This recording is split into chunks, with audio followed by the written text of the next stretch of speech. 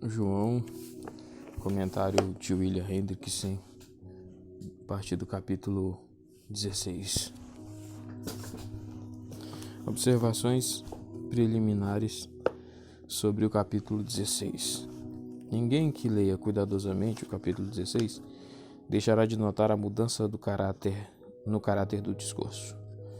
Há uma transição gradativa da admoestação para a predição. Assim como no capítulo 14 predominava o tom de conforto e no 15 o de admoestação, no 16 prevalece o da predição, o tempo futuro, ou seu equivalente em significado, indicando o que acontecerá, encontra-se definitivamente no primeiro plano. Note os seguintes exemplos, versículos 1-14. Eles os expulsarão da sinagoga. Está chegando a hora em que quem os matar julgará, com isso está prestando culto a Deus. Estas coisas eles farão, eu o enviarei, o Auxiliador. Ele convencerá o mundo, ele os guiará a toda a verdade. Ele me glorificará, ele receberá do que é meu e o anunciará a vocês. E isso continua até o final do capítulo. Veja os versículos 15, 16, etc. Contudo, não existe uma divisão abrupta ou mecânica entre os capítulos 15 e 16. Ao contrário, a transição é muito gradual. Os temas introduzidos nos capítulos precedentes são retomados, tais como a tristeza por causa da partida de Cristo e o conforto da oração eficaz. Também o mesmo tema que Jesus discutiu no encerramento do capítulo 15 é tratado aqui. Isso é, a perseguição que os discípulos teriam de suportar da parte do mundo.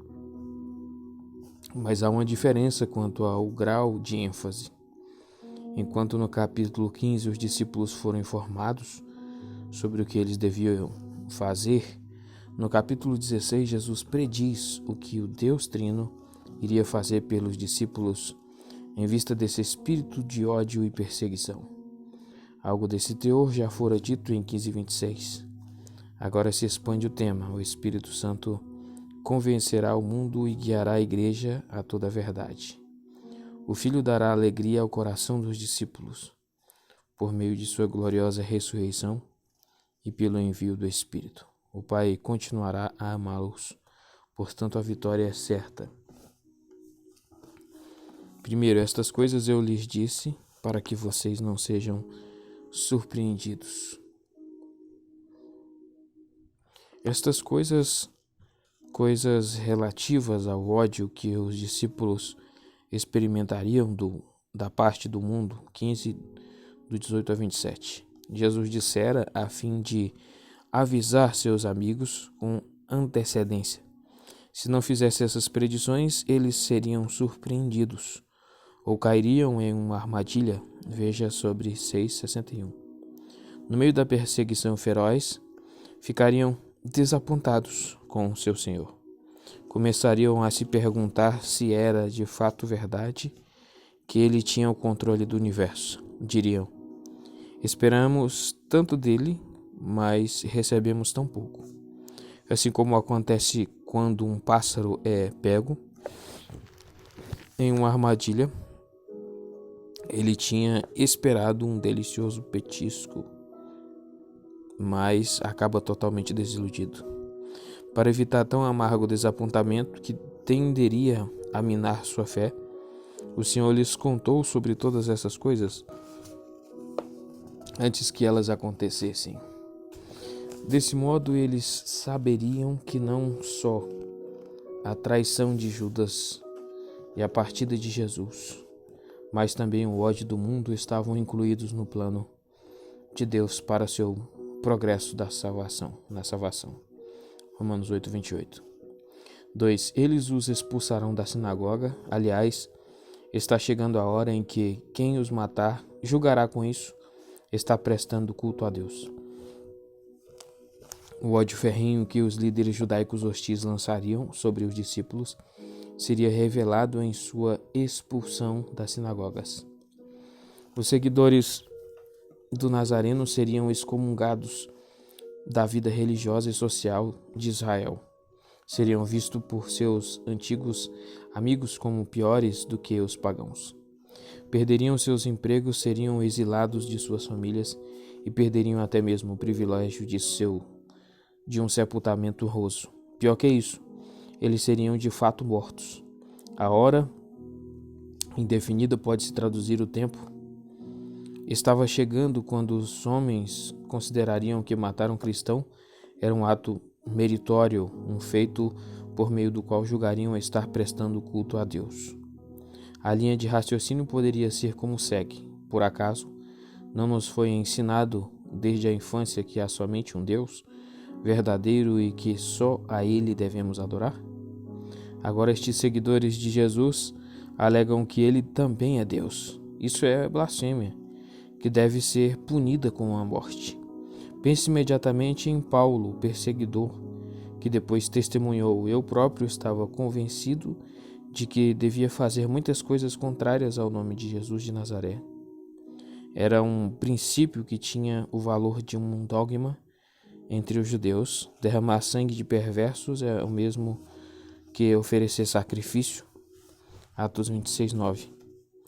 3. E essas coisas eles farão porque não conhecem ao Pai nem a mim. Os judeus hostis tinham criado seu próprio Deus. Não serviam ao verdadeiro Deus como revelado em Jesus Cristo. Essa falha não era devida a uma ignorância desculpável. Eles tinham como saber sobre 15, 22, 24. Era o resultado de sua recusa em reconhecer para o significado do verbo, veja sobre 1:10. Tanto o enviador quanto o enviado, e isso a despeito de todos os sinais. É claro que quando a pessoa rejeita o filho, também rejeita o pai, e vice-versa. Versículo 4. Mas estas coisas eu lhes disse para que, quando sua hora chegar, vocês se lembrem de que eu lhes falei sobre elas. Aqui o pensamento do versículo 1 é retomado. Amorosamente o mestre supre seus discípulos. Quando o fogo ardente da prova chegar, eles não poderão dizer: que estranho e inesperado. Por que o Senhor não nos preparou para isso? Por que Ele não nos advertiu? 1 Pedro 4,12. Agora que foram avisados com antecedência, seu próprio sofrimento serviria para a confirmação de sua fé em Jesus. Eles se lembrarão de suas palavras. Então dirão: se suas predições com respeito às aflições estão se concretizando, aquelas com respeito à felicidade também se concretizarão. Jesus continua: e estas coisas eu não lhes disse desde o princípio, porque eu estava com vocês. Na verdade, houve predições sobre perseguições futuras. Mateus 5:10.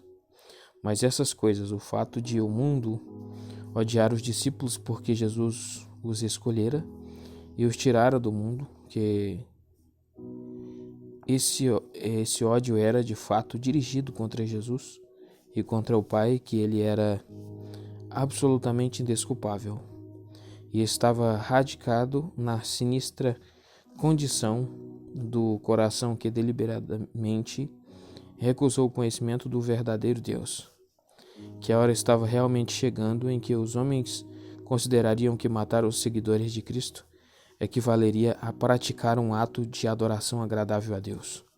Estas coisas, com essa ênfase e com essa franqueza, nunca tinham sido reveladas. Ninguém encontra estas coisas em Mateus 5, 10, 12, que fala apenas de perseguição em geral e de difamação em particular, nem em Mateus 10, 16, 39, que descreve as formas externas de perseguição, prisão, açoites, mortes, insultos, mas pouco diz sobre a raiz oculta da qual se origina a perseguição. A razão pela qual Jesus não dissera estas coisas desde o começo foi porque até então não era necessário, uma vez que ele ainda estava com eles. Enquanto estivesse fisicamente presente, a violência do ataque era dirigida contra ele, não contra os discípulos. Doravante haveria mudança. Com Jesus crucificado, o Sinédrio começaria a descarregar sua ira contra seus seguidores. Isso nos lembra Apocalipse 12, 4. Primeiro, o dragão busca devorar a criança. Em seguida, persegue a mulher que dera à luz à criança. Furioso com a mulher, ele faz guerra ao restante de sua semente. O livro de Atos mostra que essa profecia 15.18, 16.4 se cumpriu em todos os seus detalhes. 5. Mas agora estou indo embora para aquele que me enviou, e nenhum de vocês me pergunta: para onde estás indo? Apenas um pouco. Antes disso, quando Jesus não havia ainda explicado totalmente o propósito de sua partida, houve muitas perguntas sobre esta partida. Pedro perguntara: Senhor, para onde estás indo? E Tomé perguntara algo semelhante. 13:36 e 14:5. Mas estas perguntas emanavam de uma concepção literalmente imatura da partida de Cristo. Então Jesus deu uma explicação completa. Ele claramente indicou que não estava partindo para outro lugar na terra, mas estava indo para o Pai. 14:28. Que esta volta para o Pai encheria seu coração de alegria. Também 14:28, e que de lá enviaria o auxiliador, isto é, o Espírito da Verdade. 14:16, 17 e 15:26. Esse era o momento certo de se fazerem perguntas quanto ao que significava o retorno ao Pai, tanto para ele quanto para eles. Mas não houve perguntas.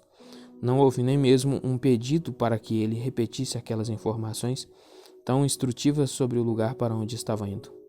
Nessa falha em fazer perguntas havia um elemento de egoísmo. Esses homens estavam tão profundamente preocupados com o pensamento de sua própria perda iminente que essa tristeza tinha bloqueado qualquer outra consideração. Amargamente Jesus reclama: e nenhum de vocês me pergunta para onde estás indo? Ele continua, versículo 6.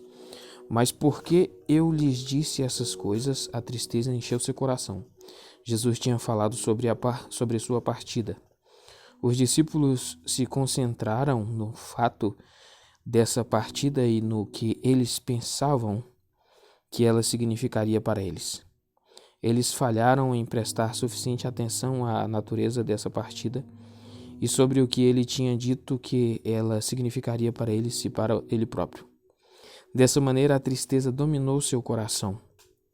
Isso a despeito de todos os fundamentos de conforto que Jesus havia apresentado, e a despeito da instrução que ministrara com referência aos frutos da permanência nele, mesmo depois de sua partida física, os discípulos enxergavam a partida de seu mestre uma grande perda. Então Jesus prossegue. 7. No entanto, estou lhes dizendo a verdade, é para seu bem que vou embora, porque se eu não for, o auxiliador não virá para vocês. Se porém eu for, eu o enviarei a vocês. Aqui, em palavras claras, Jesus expressou o que tinha deixado implícito o tempo todo. Porventura, Jesus não tinha dito a seus discípulos que sua partida tinha um propósito de preparar-lhes lugar, capacitá-los a fazerem obras maiores, dar-lhes maior conhecimento e, na realidade, chegar mais perto deles, isto é, no Espírito. Porventura não estava claro que a partida do Mestre seria em benefício dos discípulos? É uma pergunta. Porventura não estava claro que a partida do Mestre seria em benefício dos discípulos? E também, enquanto os discípulos viessem Jesus no corpo, poderiam entender que seu relacionamento com ele deveria ser de caráter espiritual? Os caminhos de Deus, de fato, não são sempre estranhos. Cristo e seu grande inimigo, Caifás, estão dizendo a mesma coisa, isto é, que é conveniente que Jesus morra. É óbvio que Caifás não o dizia no mesmo sentido que Cristo. A intenção do Espírito, entretanto, era a mesma em ambos os casos. A razão básica do motivo pelo qual a partida de Cristo significa triunfo e não tragédia, a razão pela qual ela é um auxílio, não um obstáculo para esses homens e para a igreja em geral, é esta, que de outro modo o auxiliador, ou seja, o Espírito Santo, não viria para vocês. Jesus não explica o motivo pelo qual o Espírito Santo não poderia vir, a menos que o Filho parta da terra e retorne a seu lar celestial. As sugestões que provavelmente apontam para a direção certa são estas. O Filho está partindo via cruz. Por meio de sua partida, ele conquista o mérito da redenção para seu povo. Ora, o Espírito Santo é aquele que tem a tarefa especial de aplicar os méritos salvíficos de Cristo ao coração dos crentes. Romanos 8, Gálatas 4, 6. Porém, o Espírito não pode aplicar esses méritos quando não há méritos para aplicar. Portanto, a menos que Jesus parta, o Espírito não pode vir. Além disso, deve-se ter em mente que a bênção do Espírito Santo é a recompensa do trabalho de Cristo. Atos 2,33. Mas uma recompensa não é dada até que a tarefa pela qual ela é dada seja completada. Então o Espírito Santo não pode ser enviado até que Jesus tenha terminado sua tarefa na terra. Não estamos dizendo que Jesus tinha essas razões em mente quando disse: porque se eu não for, o auxiliador não virá para vocês. Se porém eu for, eu o enviarei. Simplesmente não sabemos exatamente o que ele tinha em mente. Não obstante, a razão pela qual oferecemos umas poucas sugestões é mostrar que essa afirmação de Jesus está plenamente em harmonia com o corpo de revelação que encontramos em outras passagens do Novo Testamento. Note, eu o enviarei. Aqui também em 15:26, mais 14:26. O Pai enviará em meu nome. Há uma perfeita cooperação nas obras em andamento. O Pai envia, o Filho envia, o Espírito vem. Além do mais, o Espírito é enviado a vocês. Ele escolhe a igreja como sua habitação. Não obstante, suas influências é também sentida pelo mundo.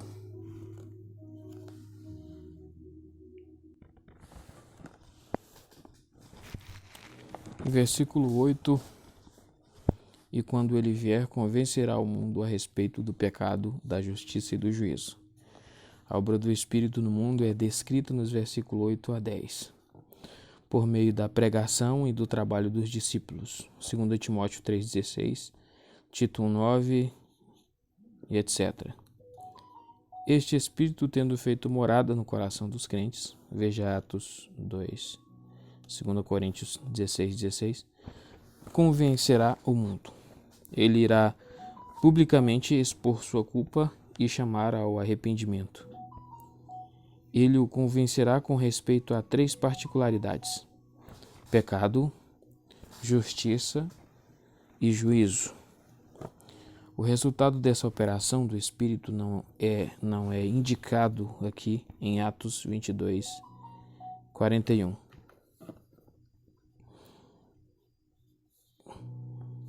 1 Coríntios 14, 24, 2 Coríntios 2, 15, Tito 1, 13.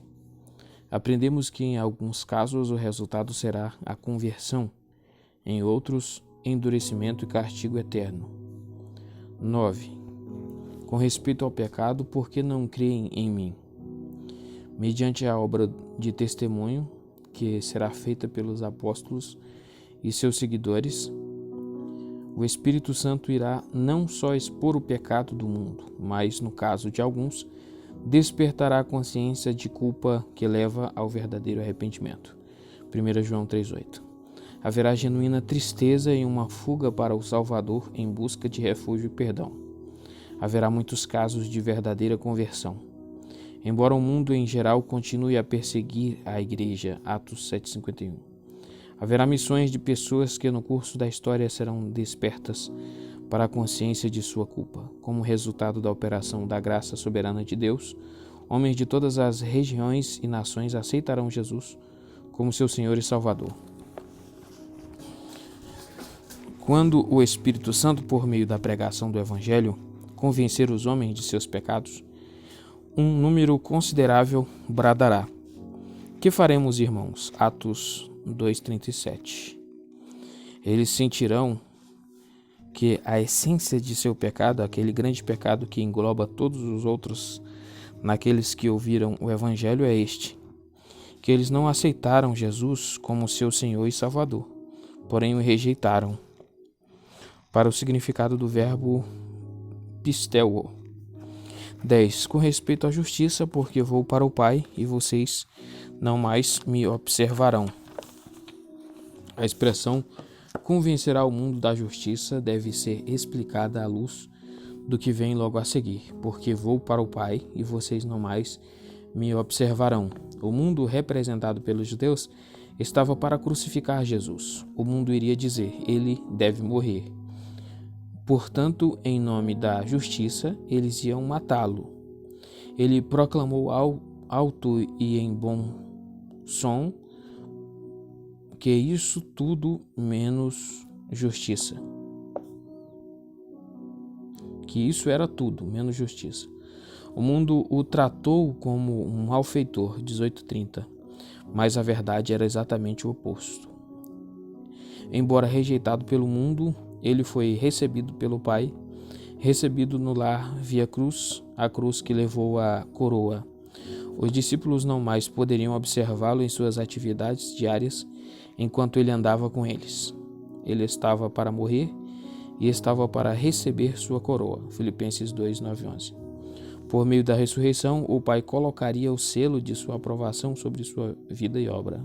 Atos 2:22. Romanos 1:4. Ele é exatamente aquele que fora considerado injusto por meio de sua vitória, iria para o Pai a fim de ser marcado como o justo. Atos 3:14, 2 Coríntios 5:21, 1 Pedro 3:18, 1 João 2:1, Lucas 23:47. Dessa maneira, o mundo seria convencido da justiça e por isso resultaria na condenação do mundo, isto é, na condenação de Satanás e de todos aqueles homens que se recusassem a arrepender-se. Versículo 11. Com respeito ao juízo, porque o governante deste mundo está julgado, o príncipe deste mundo já estava condenado. Colossenses 2:15. Ao condenar Cristo, que foi recebido pelo Pai, ele condenou a si mesmo. No último dia, essa sentença se manifestará ao universo inteiro, quando o diabo, seu sedutor, for lançado dentro do lago de fogo e enxofre. Apocalipse 20:10. Assim, o mundo, por haver aderido ao conselho de Satanás e condenado Jesus, permanece condenado. Em suma, fica evidente que, por meio da pregação do Evangelho, o Espírito Santo auxilia a Igreja, e que ele faz isso convencendo o mundo de seu próprio pecado para não crer em Cristo, da justiça de Cristo que por sua ida para o Pai é completamente demonstrada, e do juízo divino contra o príncipe deste mundo. Note como esta profecia de Jesus de fato se cumpriu. O sermão de Pedro no dia do Pentecostes, Atos 2, trata exatamente dessas três questões. Letra A, pecado, o pecado de rejeitar o Cristo. Vocês, pelas mãos de homens iníquos, o crucificaram e mataram. Este Jesus a quem vocês crucificaram. B, justiça, a justiça de Cristo. Jesus de Nazaré, homem aprovado por Deus. E juízo, o julgamento daqueles que eram hostis a Cristo. Assenta-te à minha direita, até que eu ponha teus inimigos por estrado de teus pés. Salvem-se dessa geração perversa. O resultado foi: depois que ouviram estas coisas, seu coração compungiu-se e disseram: que faremos, irmãos? E lhes foram acrescentados nesse dia cerca de 3.000 almas. Versículo 12. Tenho ainda muitas coisas a lhes dizer, mas vocês não podem suportá-las agora. Tendo falado sobre o trabalho do Espírito no seio do mundo, Jesus agora continua a iluminar a mente dos discípulos com respeito à influência do Espírito no seio da igreja. A morada base é tão importante quanto o campo missionário. Algumas pessoas cometem o erro de enfatizar a importância do último enquanto prestam pouco atenção à primeira. Mas se por dar ouvidos a heresias, por seguir práticas desonestas ou por permitir deixar-se governar por manipuladores espertos, qualquer seção da igreja visível não mais for levada a toda a verdade, como ela pode esperar ser bênção sobre seus campos missionários? A história da igreja fornece exemplos. Como podem aqueles que levam tão pouco a sério o pecado servir como agentes do Espírito Santo no trabalho de convencer outros do pecado? A verdadeira igreja de Deus, entretanto, vê o perigo e exercita vigilância incessante. Em seu entusiasmo pela glória, causa das missões, ela não negligencia a morada base. E o Espírito Santo faz uso dessa vigilância dada por Deus e guia a igreja a toda a verdade, fortalecendo-a de modo que ela possa dar testemunho ao mundo. Os discípulos precisavam urgentemente desse fortalecimento espiritual. Imagina a cena: Jesus está amorosamente olhando para estes homens. Durante essa mesma noite eles tinham revelado sua soberba pecadora. Dentro de poucas horas eles se escandalizam dele. Ele deu referência de 13:14, João 13:14, Lucas 22:24. Quando ele fala, eles se escandalizam nele, é João 16:32, Mateus 26:31. Nesse momento, enquanto o mestre estava pronunciando estas palavras de vida e de beleza, eles manifestavam sua lentidão mental. Na verdade, o grande médico das almas sabia o quanto sua mente era frágil e carnal. Ele sabia e entendia tudo, contudo ele não os repreende, mas em seu amor tão terno diz: eu ainda tenho muitas coisas que dizer-lhes, mas vocês não podem suportá-las agora. Atento à nossa fraqueza humana está o Deus em que confiamos. Ele, cujos anos são eternos, lembra-se de que somos pó. Veja também Mateus 13:12, 1 Coríntios 3:1-2, Hebreus 5:11-14. Eles não podiam suportar. Veja sobre 10:31. Ouvir mais agora. Jesus tinha quase terminado seu discurso. Em um dos 2 minutos, ele terá terminado. 16:12-33 é tudo o que falta. O capítulo 12 é dirigido ao Pai, não aos discípulos. E por essa incapacidade de suportar mais, eles não eram inteiramente culpados. Havia também fatores que não envolviam culpa da parte de ninguém. Havia, por exemplo, o simples fato de que atos redentores geralmente precedem a completa revelação redentora.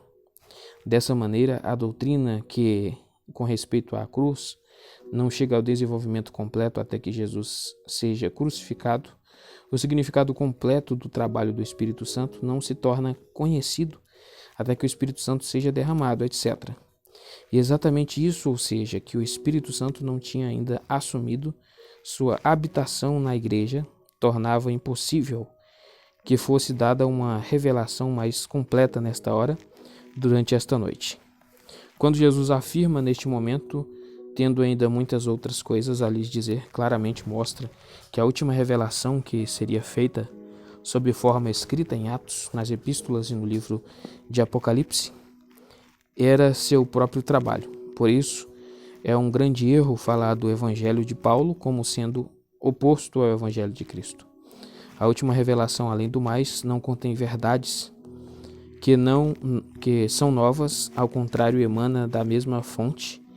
É a mesma antiga verdade gloriosamente esclarecida e amplificada. 13. Mas quando ele vier, o Espírito da verdade, ele os guiará a toda a verdade. Jesus não indica o tempo exato da vinda do Espírito Santo. Ele diz quando, embora no original a palavra para o Espírito seja neutra.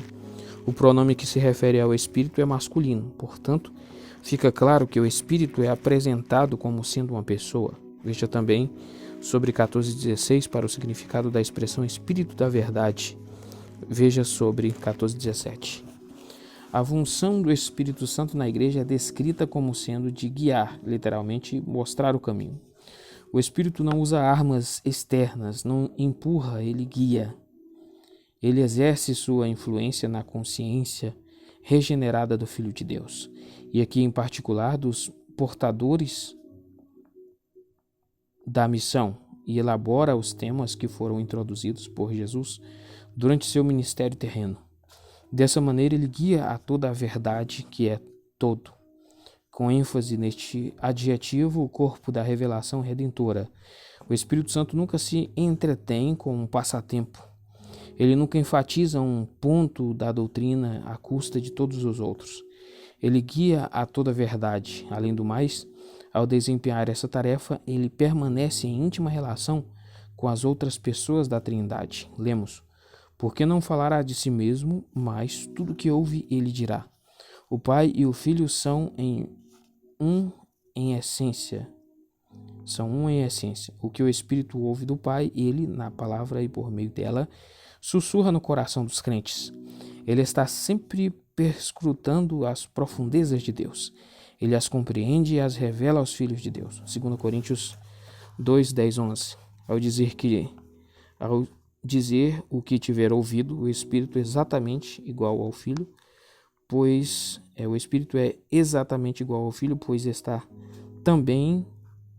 este também fala do que ouviu, e viu enquanto com ele, do Pai. E anunciará a vocês as coisas que hão de vir. O Espírito virá, 16:8. Ele os guiará a toda a verdade, 16:13a. E ele anunciará as coisas que hão de vir, 16:13b. Para o primeiro, veja o livro de Atos, particularmente o capítulo 2. Para o segundo, veja as epístolas. Para o terceiro, veja o livro do Apocalipse. Não que esses três possam ser divididos de modo tão nítido. As epístolas e o Apocalipse constantemente presumem a presença do Espírito. As epístolas contêm muita revelação com respeito às coisas que estão por vir, por exemplo, 1 Coríntios 15, 2, 2 Tessalonicenses 2. Mas, em geral, a distinção que foi feita é boa.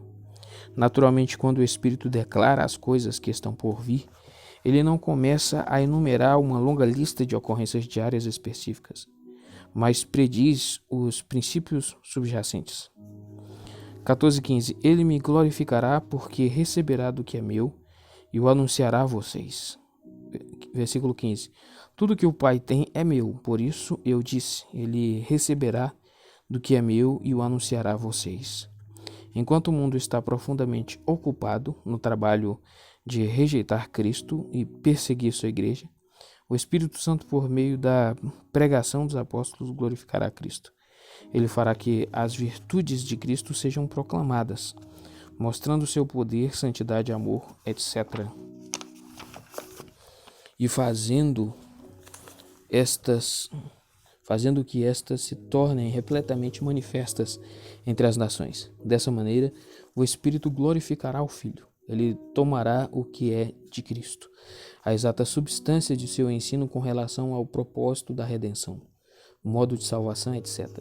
E ampliará essas coisas. Tudo o que Cristo tiver feito, está fazendo, for fazer para a igreja, constitui o tema do ensino do Espírito Santo. Jesus tem o direito de chamar este ensinamento, que é baseado sobre fatos da redenção, como seu próprio, pois ele mesmo declarou repetidas vezes que o recebeu do Pai, de modo que ele pode dizer: tudo quanto o Pai tem é meu. Uma passagem que recebe um comentário dos mais notáveis nas palavras de Mateus 11:27. Tudo me foi entregue por meu Pai. Ninguém conhece o Filho senão o Pai, e ninguém conhece o Pai senão o Filho, e aquele a quem o Filho o quiser revelar. Existe entre as pessoas da Trindade uma relação eterna, voluntariamente assumida de amor e amizade, cada uma trabalhando para a glória e honra das outras. Versículo 16. Um pouco de tempo e vocês não mais me observarão, outra vez um pouco de tempo e vocês me verão. Jesus tinha falado sobre o trabalho do Espírito Santo no mundo e na igreja. A predição encontrada nos versículos 16 e 24 diz respeito ao Filho. Não obstante, existe uma relação das mais íntimas possíveis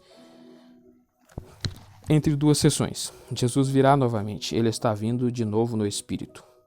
O que Jesus diz nessa passagem sobre um pouco nos lembra 7:33, 12:35, 13:33 e especialmente 14:19. Ainda por um pouco, e o mundo não mais me vê, mas vocês me veem, porque eu vivo, vocês também viverão.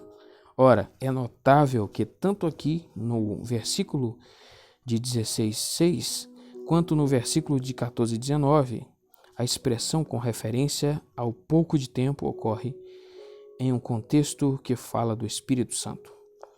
O dito registrado em 14:19 foi precedido de "Eu não os deixarei órfãos. Estou vindo para vocês." Foi indicado que essa vinda é a volta do Espírito no dia do Pentecostes. E 16:16, como acabou de ser mostrado, foi precedido por uma sessão inteira que expunha o trabalho do Espírito no mundo, 16:7-11. E na igreja, 16:12-15. Portanto, parece ser uma inferência segura dizer, quando Jesus disse outra vez, "um pouco de tempo e vocês me verão." Ele tinha em mente a dispensação do Espírito, durante a qual o último poderosamente mostraria seus trabalhos na terra, de modo que, com o olho da fé, a igreja poderia ver seu autor, ou seja, o auxiliador prometido, e na tela de fundo discernir o Salvador que o havia enviado. Naturalmente, esta dispensação do Espírito, durante a qual a igreja, por meio dele, enxerga Cristo, foi o resultado direto do fato de Jesus ter ido para o Pai, como ele mesmo claramente anunciou. A crucificação, a ressurreição e o derramamento do Espírito Santo nunca devem ser separados. O próprio Jesus tinha mostrado que eles eram inseparáveis, de maneira que um nada significa sem o outro. Um nada significa sem o outro. Ele tinha dito, "É para seu bem que vou embora, porque se eu não for, o auxiliador não virá para vocês. Se porém eu for, eu o enviarei a vocês." Portanto, a pergunta, quando Jesus disse outra vez, "um pouco e vocês me verão", ele estava pensando em sua ressurreição física ou em seu retorno no Espírito? Não é totalmente adequada. No pensamento e nas palavras de Jesus, essas duas opções não são nitidamente separadas. O Calvário nada significa separado da Páscoa, e a Páscoa não tem valor sem o Pentecostes, que por sua vez aponta para adiante, para a vinda do último dia. Veja também o que foi dito com respeito à perspectiva profética em conexão com 14:18. Com tudo isso em mente, poderíamos parafrasear o versículo 16 como segue: "Um pouco mais, umas poucas horas mais, e eu lhes serei tirado, pois serei morto e sepultado. Por esta razão vocês não me observarão mais, mas eu não vou permanecer longe de vocês. Ao ressuscitar gloriosamente no terceiro dia, vou introduzir a dispensação do Espírito nas obras poderosas, bem como por meio delas, que ele realizará na terra, vocês me verão." 17:18. Alguns de seus discípulos disseram uns aos outros: "O que ele quer dizer quando nos diz, 'um pouco de tempo e vocês não mais me observarão'? E outra vez, 'um pouco de tempo e vocês me verão'? E porque eu vou para o Pai." E também continuam dizendo: "O que ele quer dizer por um pouco de tempo?" Alguns dos discípulos estavam confusos. Eles não conseguiam entender como, de um lado, Jesus podia dizer outra vez, "um pouco e vocês me verão", como se sua ausência se destinasse a ser muito curta. Contudo, por outro lado, podia falar sobre ir para o Pai, de modo que eles não mais o veriam, como se sua partida se destinasse a ser definitiva e final.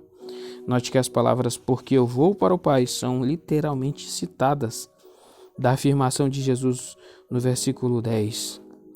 Confira também o versículo 5, "Estou indo embora para aquele que me enviou", e 14:12-28.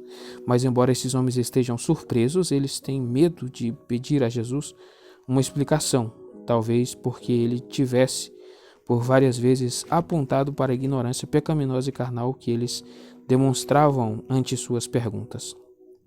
Ou talvez porque ele tivesse acabado de dizer tenho ainda muitas coisas a lhes dizer, mas vocês não podem suportá-las agora. 16:12. Então, em voz abafada e tom baixo, eles continuaram perguntando uns aos outros qual poderia ser o significado desse machal. Veja sobre 2:19 e 20. Versículo 19. Jesus sabia que estavam desejando interrogá-lo. O evangelista pinta um quadro cheio de vida. Ele diz que os discípulos estavam desejando, o tempo imperfeito, fazer-lhe uma pergunta, mas não se aventuravam a expressar este desejo. Ele ressalta que Jesus sabia disso. Ele conhecia tanto seu desejo quanto sua hesitação, mas ele sabia ainda mais do que isso. Sua onisciência penetrava não só os recônditos mais discretos das mentes, mas também os recessos secretos do coração. Ele viu a permanência da dolorosa tristeza para o conhecimento de Jesus, veja sobre 1:42, etc. Ele sabia que a solução para esse enigma poderia esperar. Os eventos que estavam para acontecer tomariam conta disso.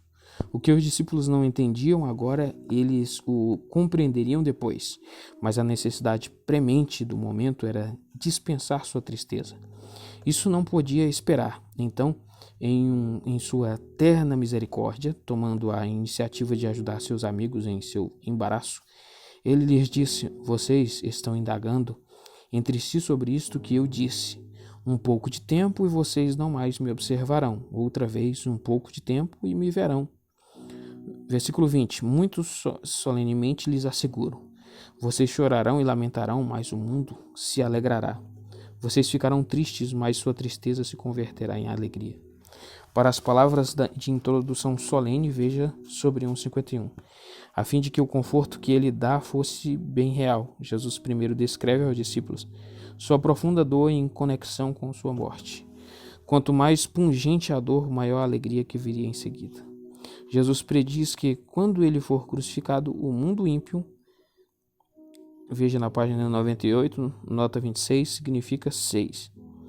Pense especialmente nos líderes judeus hostis que regozijaria.